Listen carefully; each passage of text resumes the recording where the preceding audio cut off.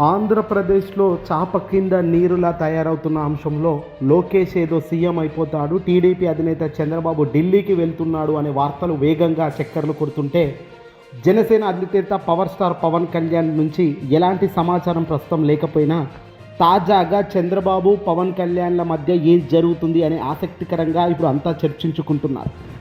ఇదే సందర్భంలో తాజాగా పవన్ కళ్యాణ్ తీసుకున్న నిర్ణయం ఒక్కసారిగా షాకింగ్ అనిపిస్తుంది. ఎస్, జనసేన పార్టీ అధినేత డిప్యూటీ సీఎం హోదాలో ఉన్న పవర్ స్టార్ పవన్ కళ్యాణ్ గారు షాకింగ్ డిసిషన్ తీసుకున్నారు. ప్రతి సంవత్సరం జనసేన పార్టీకి సంబంధించి ఆవిర్భావ దినోత్సవం చాలా ఘనంగా నిర్వహిస్తున్న సంగతి మనకు తెలిసిందే. ఏడాది పార్టీకి సంబంధించి అధ్యక్షుడిగా జనసేన అధినేత పవర్ స్టార్ పవన్ కళ్యాణ్ గారు పాల్గొంటారు. జనసేన పార్టీని నమ్ముకున్న వ్యక్తులకు కావచ్చు, ఆ పార్టీకి సంబంధించిన సిద్ధాంతాలకు కావచ్చు, పవన్ కళ్యాణ్ వ్యక్తిగతంగా తను ఎందుకు ఈ రాజకీయంలోకి వచ్చాను అనే దానిపై చాలా సందర్భాల్లో ఈ సభల ద్వారా ఈ ఆవిర్భావ దినోత్సవాల ద్వారా చెప్పుకుంటూ వచ్చారు. కానీ సంచలన నిర్ణయం ఏందయ్యా అంటే ఈ సంవత్సరం 2026 సంవత్సరం జనసేన పార్టీ మార్చ్ 14వ రోజున జరగాల్సిన ఆవిర్భావ దినోత్సవం వేడుకలను తక్షణమే ఆపేయాలి అంటూ పవన్ కళ్యాణ్ ఆదేశించారు. ఆవిర్భావ దినోత్సవ వేడుకలను రద్దు చేస్తూ అధిష్టానం నిర్ణయం తీసుకుందట. దీంతో ఇప్పుడు అందరూ షాక్ అవుతున్నారు. ప్రస్తుతం జనసేన పార్టీకి సంబంధించిన సభ్యత్వ నమోదు కార్యక్రమం పైన పూర్తి స్థాయిలో దృష్టి సారించిన జనసేన నాయకత్వం ఈ కార్యక్రమానికి మరింత వేగవంతం చేయాలని డిసైడ్ చేసుకున్నారు. జనసేన పార్టీ సభ్యత్వ నమోదు కార్యక్రమం రేపటితో ముగియవలసి ఉండగా గడువును మరింత కాలం పొడిగించే ఆలోచనలో పార్టీ ఉన్నట్లు తెలుస్తుంది. ఇప్పటి వరకు జనసేన పార్టీకి 8,70,000 మంది సభ్యత్వ నమోదు చేసుకున్నారట అని ఈ వర్గం జనసేన వర్గాల లెక్కలు చెప్తున్నాయి. సభ్యత్వ అంటే రిజిస్టర్ అవుతున్నారు పలానా పార్టీకి సంబంధించి అని. ఈ సభ్యత్వ నమోదు కార్యక్రమాన్ని కీలకంగా భావించిన జనసేన ఆవిర్భావ దినోత్సవం కార్యక్రమాన్ని రద్దు చేసి పారేసింది. అంటే ఇప్పుడు హడావుడులు చేసి మనం ఏదో గొప్ప చేయాల్సిన పని లేదు, రాజకీయం మొత్తం మారబోతుంది అనే సంకేతాలకు ఇదొక నిదర్శనమా? పార్టీ సభ్యత్వ నమోదు కార్యక్రమం కీలక దశలో ఉండడంతో నేను మరింత వేగవంతంగా చేయాలని అనుకోవడం వెనుక పార్టీ ఫోకస్ పెంచేసిందనుకోవాలా? జనసేన పార్టీ అసలు ఏం భావిస్తుంది? చంద్రబాబు నాయుడు గారేమో ఢిల్లీకి వెళ్తున్నారంట, ఢిల్లీలో కేంద్ర పదవులపైన తన ఆశ ఉందట, కేంద్ర పదవులు తనకు దక్కితే తనకు ఢిల్లీకి వెళ్తారట, చంద్రబాబు గారి పాత్ర ముఖ్యమంత్రి పాత్ర ఇక్కడ నారా లోకేష్ ఉంటారు అంటూ కూడా వార్తలు వస్తున్నాయి. దీనికి పవన్ కళ్యాణ్ కూడా మద్దతు ఉన్నారు, పవన్ కళ్యాణ్ కూడా ఓకే చెప్పారు అంటూ కూడా కథనాలు వస్తున్నాయి. తెలుగుదేశం పార్టీకి సంబంధించిన ఎల్లో మీడియాలో ప్రచారం కూడా జరుగుతుంది వీటిపై.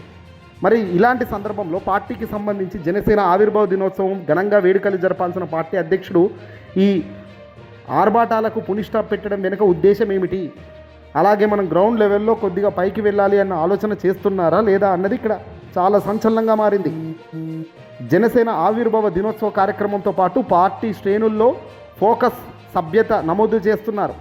అంటే ఫోకస్ తప్పుతుందనేదే ఒక కారణం అంట ఇది రద్దు చేయడానికి.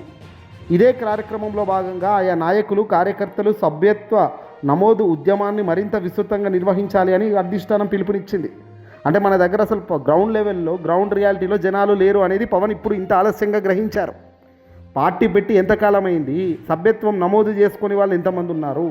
ఇప్పటికీ దీనిపై కసరత్తులు చేయకుండా చంద్రబాబు చెప్పిందల్లా చేస్తూ పోతే చంద్రబాబు తన రాజకీయ చాతుర్యంతో తన రాజకీయ అవసరాల కోసం తను అడుగులు వేస్తున్నారు కదా.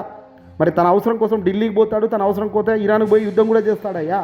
కానీ నువ్వు ఈరోజు ఆంధ్రప్రదేశ్లో ఒక పార్టీకి అధ్యక్షుడిగా ఉన్న నువ్వు నీ పార్టీకి సంబంధించిన ఒక్క అడుగు కూడా గడిచిన 24 నెలలుగా నువ్వు చేయలేదంటే నిన్ను నమ్ముకున్న జన సైనికులకు కానీ వేరే ఇతర మహిళలకు, జనసేన మహిళలకు కానీ ఏం చెప్తున్నావు?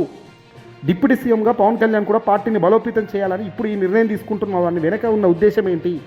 2014 మార్చ్ 14వ తేదీన జనసేన పార్టీని స్థాపించిన నాటి నుంచి నేటు ఎన్నో ఆటుపోట్లు ఎదుర్కొన్నానని చెప్తున్న పవన్ కళ్యాణ్ ఇప్పటికి కూడా తన పార్టీకి సంబంధించిన పుట్టుకకు గట్టి పునాది ఎందుకు పడడం లేదు? డిప్యూటీ సీఎం హోదాలో గవర్నమెంట్లో మీరు ఉన్నప్పటికీ కూడా మీ పార్టీని బలోపేతం చేసే కార్యక్రమంలో మీరు వీక్ ఉన్నారంటే దానికి కారణం మీరు కాదా? చంద్రబాబు ఈరోజు ముఖ్యమంత్రి అయితే జై అంటున్నారు, రేపొద్దున నారా లోకేష్ గారు ముఖ్యమంత్రి అంటే జై అంటున్నారని సమాచారం వస్తుంది. రేపొద్దున దేవాంశకు సైతం మీరు మద్దతుగా ఉండి నిలబెడతారా? అంటే మీరు వీళ్ళని నిలబెట్టడానికి, కుటుంబాన్ని నడిపించడానికే ఉన్న రథసారథిగా ఉన్నారా? మరి అలాంటప్పుడు ఈ పార్టీని కూడా టీడీపీలో మర్జీ చేస్తే అయిపోతుంది కదా అనే వాదన ఇప్పుడు గట్టిపెడుతుంది. వ్యక్తిగతంగా నిన్ను నమ్ముకున్న వాళ్ళకు నువ్వు ఏం చేస్తున్నావు అనేది ఇక్కడ చాలా ఇంపార్టెంట్. కానీ ఈ విషయంలో పవన్ కళ్యాణ్ చేస్తున్నదైతే 100% తప్పు అని చాలామంది చెప్తున్నారు.